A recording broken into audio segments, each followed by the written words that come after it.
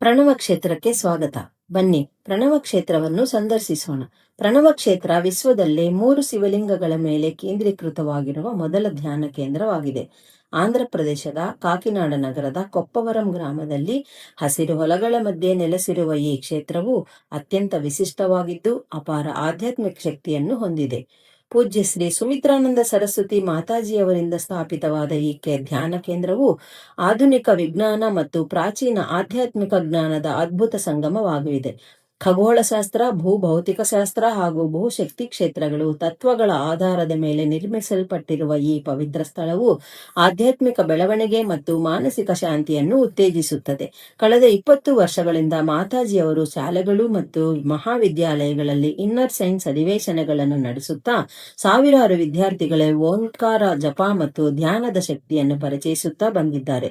ವಿದ್ಯಾರ್ಥಿಗಳು ಮಾತಾಜಿಯವರ ಅಧಿವೇಶನಗಳನ್ನು ಸಂತೋಷದಿಂದ ಸ್ವೀಕರಿಸುತ್ತಾರೆ ಹಾಗೂ ಅಪಾರ ಆಸಕ್ತಿಯಿಂದ ಭಾಗವಹಿಸುತ್ತಾರೆ.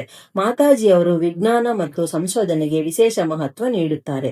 ಧ್ಯಾನ ಮತ್ತು ಓಂಕಾರ ಜಪವು ಯುವಜನರ ಮೇಲೆ ಉಂಟು ಮಾಡುವ ಸಕಾರಾತ್ಮಕ ಪರಿಣಾಮಗಳ ಕುರಿತು ನಡೆಯುತ್ತಿರುವ ವಿವಿಧ ಸಂಶೋಧನಾ ಯೋಜನೆಗಳಲ್ಲಿ ಅವರು ವಿದ್ಯಾರ್ಥಿಗಳಿಗೆ ಮಾರ್ಗದರ್ಶನ ನೀಡುತ್ತಾರೆ.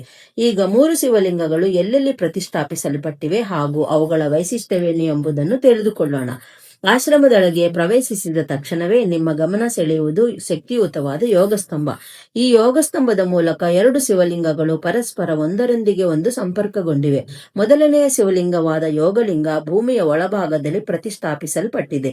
ಇದು ಭೂಮಿಯ ಸ್ಥಿರ ಮತ್ತು ಸೂಕ್ಷ್ಮ ಶಕ್ತಿಯನ್ನು ಆಕರ್ಷಿಸಿ ಸುತ್ತಮುತ್ತ ಪ್ರಸಾರ ಮಾಡುತ್ತದೆ. ಅದರ ಮೇಲಿರುವ ಎರಡನೆಯ ಶಿವಲಿಂಗವಾದ ಚಂದ್ರಲಿಂಗ ಯೋಗಸ್ತಂಭದ ಭಾಗವಾಗಿ ಮೊದಲ ಮಹಡಿಯಲ್ಲಿ ಸ್ಥಾಪಿತವಾಗಿದೆ. ಯೋಗಸ್ತಂಭದ ಸುತ್ತಲಿನ ಗೋಡೆಗಳ ಮೇಲೆ ಈ ಕ್ಷೇತ್ರದ ಇತಿಹಾಸ ಮತ್ತು ಅದರ ಆಧ್ಯಾತ್ಮಿಕ ಪಯಣವನ್ನು ಸುಂದರವಾಗಿ ಚಿತ್ರಿಸಲಾಗಿದೆ. ಯೋಗಸ್ತಂಭದ ಬಲಭಾಗದಲ್ಲಿ ಸಾಧಕರು ಮತ್ತು ಸಂದರ್ಶಕರಿಗಾಗಿ ವಸತಿ ಕೊಠಡಿಗಳು ವ್ಯವಸ್ಥೆಯಾಗಿದೆ.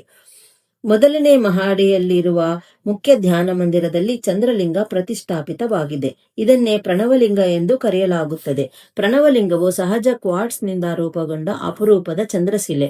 ಸ್ಫಟಿಕದಂತ ಸ್ವಚ್ಛತೆ ಹಾಗೂ ಶುಭ್ರ ಪ್ರಕಾಶದಿಂದ ಕಂಗೊಳಿಸುವ ಈ ಲಿಂಗವು ಮಾನವ ಕೈಗಳಿಂದ ನಿರ್ಮಿತವಾದುದಲ್ಲ. ಶತಮಾನಗಳ ಕಾಲ ಭೂಮಿಯ ಅಂತರಾಳದಲ್ಲಿ ಸಹಜವಾಗಿ ಸಂಪೂರ್ಣ ಸಮತೋಲನದೊಂದಿಗೆ ರೂಪುಗೊಂಡ ಅದ್ಭುತ ಸೃಷ್ಟಿಯಾಗಿದೆ. ಪ್ರಕೃತಿಯೇ ನಿರ್ಮಿಸಿದ ಇದರ ಸೂಕ್ಷ್ಮ ಕ್ರಿಸ್ಟಲ್ ರಚನೆ ಮತ್ತು ಅಂತರ್ನಿಹಿತ ಜ್ಯಾಮಿತಿಯ ವಿನ್ಯಾಸದ ಕಾರಣ ಪ್ರಣವಲಿಂಗದೊಳಗೆ ಪ್ರವೇಶಿಸುವ ಬೆಳಕು ಚದುರದೆ ನಿಶಬ್ದವಾಗಿ ಮತ್ತು ಸೂಕ್ಷ್ಮವಾಗಿ ಹರಿಯುತ್ತಿದೆ. ಇದರ ಪರಿಣಾಮವಾಗಿ ಸೂರ್ಯನ ಕಿರಣಗಳು ಹಾಗೂ ವಿಶ್ವದಲ್ಲಿರುವ ಸೂಕ್ಷ್ಮ ಶಕ್ತಿಗಳು ಇನ್ನಷ್ಟು ಪರಿಣಾಮಕಾರಿಯಾಗಿ ವಿಸ್ತರಿಸಿ ಮಾನವ ಮನಸ್ಸನ್ನು ಆಳವಾದ ಶಾಂತಿ ಮತ್ತು ಸ್ಥಿರತೆಯತ್ತ ಕೊಂಡೊಯ್ಯುತ್ತಿದೆ. ಚಂದ್ರಲಿಂಗದ ಮೇಲ್ಭಾಗದಲ್ಲಿರುವ ಎರಡನೆಯ ಮಹಡಿಯಲ್ಲಿ ಪಂಚಲೋಹಗಳಿಂದ ನಿರ್ಮಿಸಲಾದ ಗೋಪುರವೂ ಇದೆ. ಈ ಗೋಪುರವು ಸೂರ್ಯಕಿರಣಗಳು ಮತ್ತು ಚಂದ್ರಕಿರಣಗಳನ್ನು ನೇರವಾಗಿ ಚಂದ್ರಲಿಂಗದ ಮೇಲೆ ಕೇಂದ್ರೀಕರಿಸುವಂತೆ ವಿನ್ಯಾಸಗೊಳಿಸಲಾಗಿದೆ. ಎರಡನೆಯ ಮಹಡಿಯಲ್ಲಿ ಮತ್ತೊಂದು ಧ್ಯಾನ ಮಂದಿರವೂ ಇದೆ. ಅದೇ ಸಮಯದಲ್ಲಿ ಇದು ಸಂದರ್ಶಕರಿಗಾಗಿ ಸಾಮೂಹಿಕ ವಿಶ್ರಾಂತಿ ಸ್ಥಳವಾಗಿಯೂ ಬಳಸಲಾಗುತ್ತದೆ. ಈ 2 ಶಿವಲಿಂಗಗಳ ಸಂಯೋಜನೆಯು ಅತ್ಯಂತ ಶಕ್ತಿಯುತವಾದ ಶಕ್ತಿ ಪ್ರವಾಹವನ್ನು ಸೃಷ್ಟಿಸುತ್ತದೆ. ಆ ಶಕ್ತಿಯು ಧ್ಯಾನ ಮಂದಿರಗಳಾದ್ಯಂತ ವ್ಯಾಪಿಸಿ ಸಾಧಕರಿಗೆ ಆಳವಾದ ಶಾಂತಿ, ಒತ್ತಡ ನಿವಾರಣೆ, ದೈಹಿಕ ಹಾಗೂ ಮಾನಸಿಕ ಆರೋಗ್ಯದ ವೃದ್ಧಿ ಮತ್ತು ಉನ್ನತ ಚೈತನ್ಯ ಸ್ಥಿತಿಗಳ ಅನುಭವಗಳನ್ನು ನೀಡಲು ಸಹಕಾರಿಯಾಗುತ್ತದೆ. ಭೂಮಿ ಹಂತೆಯಲ್ಲಿ 3ನೇ ಶಿವಲಿಂಗವಾದ ಯೋನಿಲಿಂಗ ಪ್ರತಿಷ್ಠಾಪಿತವಾಗಿದೆ. ಇದನ್ನೇ ನರ್ಮದಾ ಲಿಂಗ ಎಂದು ಕರೆಯುತ್ತಾರೆ. ಈ ಲಿಂಗವನ್ನು ಸಾಂಪ್ರದಾಯಿಕ ಪೂಜೆ ಮತ್ತು ಆರಾಧನೆಗಾಗಿ ಬಳಸಲಾಗುತ್ತದೆ. ಯೋಗಲಿಂಗ ಭೂತತ್ವದ ಶಕ್ತಿಯನ್ನು ಗ್ರಹಿಸುತ್ತದೆ. ಚಂದ್ರಲಿಂಗ ಆಕಾಶ ತತ್ವದ ಶಕ್ತಿಯನ್ನು ಸ್ವೀಕರಿಸುತ್ತದೆ. ಈ ಪಂಚಭೂತಗಳ ಸಮನ್ವಯದಿಂದ ಉಂಟಾಗುವ ಶಕ್ತಿ ಮನಸ್ಸಿನ ಮೇಲಿನ ಒತ್ತಡವನ್ನು ಕಡಿಮೆ ಮಾಡಿ ಆಂತರಿಕ ಸಮತೋಲನ ಮತ್ತು ಶಾಂತಿಯನ್ನು ನೀಡುತ್ತದೆ.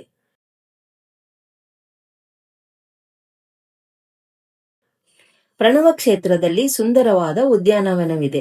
ಇಲ್ಲಿ ವಿವಿಧ ಹೂವಿನ ಗಿಡಗಳನ್ನು ಬೆಳೆಸುವುದರ ಜೊತೆಗೆ ತಾಜಾ ತರಕಾರಿಗಳು ಮತ್ತು ವಿವಿಧ ಹಣ್ಣುಗಳನ್ನು ಬೆಳೆಯಲಾಗುತ್ತದೆ. ಅದರ ಪಕ್ಕದಲ್ಲೇ ಸಾವಯವ ಮತ್ತು ಸಾತ್ವಿಕ ಆಹಾರವನ್ನು ಒದಗಿಸುವ ಭೋಜನ ಶಾಲೆ ಇದೆ. ಆಶ್ರಮದಲ್ಲಿ ಸಾವಯವ ವಿಧಾನಗಳ ಮೂಲಕ ಭತ್ತದ ಕೃಷಿಯನ್ನು ಅತ್ಯಂತ ಕಾಳಜಿಯಿಂದ ನಡೆಸಲಾಗುತ್ತದೆ.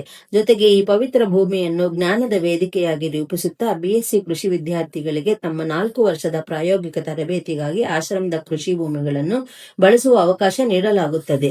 ಈ ರೀತಿಯಾಗಿ ವಿದ್ಯಾರ್ಥಿಗಳು ಪ್ರಕೃತಿಯೊಂದಿಗೆ ಏಕತ್ವವನ್ನು ಅನುಭವಿಸುತ್ತಾ ಸಾವಯವ ಕೃಷಿಯ ನಿಜವಾದ ಸಾರವನ್ನು ಅರಿತುಕೊಳ್ಳುತ್ತಾರೆ. ಇಲ್ಲಿ ಕೃಷಿ ಎಂದರೆ ಕೇವಲ ಬೆಳೆ ಬೆಳೆಸುವುದು ಮಾತ್ರವಲ್ಲ, ಪ್ರಕೃತಿಯೊಂದಿಗೆ ಸಾಮರಸ್ಯದಿಂದ ಬದುಕುವ ಜೀವನ ವಿಧಾನವಾಗಿದೆ. ಆಶ್ರಮದಲ್ಲಿ ಒಂದು ಗೋಶಾಲೆಯೂ ಇದೆ. ಇಲ್ಲಿ ಗೋವುಗಳ ಸೇವೆ ಮಾಡುವ ಅವಕಾಶ ದೊರೆಯುತ್ತದೆ. ನಮಗೆ ಪೌಷ್ಟಿಕ ಹಾಲನ್ನು ನೀಡುವ ಈ ಗೋವುಗಳು ನಿಸ್ವಾರ್ಥ ಸೇವೆ ಮತ್ತು ದಾನಶೀಲತೆಯ ಪ್ರತೀಕಗಳಾಗಿವೆ. ಅವುಗಳೊಂದಿಗೆ ಸಮಯ ಕಳೆಯುವ ಮೂಲಕ ಎಲ್ಲಾ ಜೀವಿಗಳ ನಡುವಿನ ಏಕತ್ವವನ್ನು ನಾವು ಅನುಭವಿಸಬಹುದು.